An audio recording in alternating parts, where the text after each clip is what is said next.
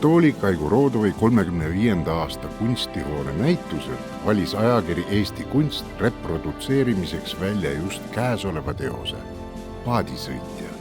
Ent see monumentaalne maal kannab endast tunduvalt suuremat tähendust kui üksik mees merel.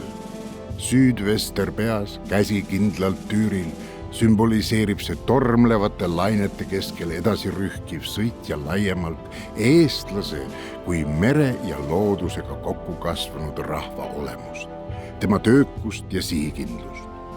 Ning enamgi veel, ka maal ise võttis ette sõidu üle mere, kui suure põgenemislaine ajal see väärtusliku aardena kaasa viidi. Täna on aga paadisõitja tee Brasiiliast tagasi kodumaale leidnud ning on Kaigorodovil lopsaka värvikäsitluse ja monumentaalse vormitunnetuse võimsa näitena meie ees.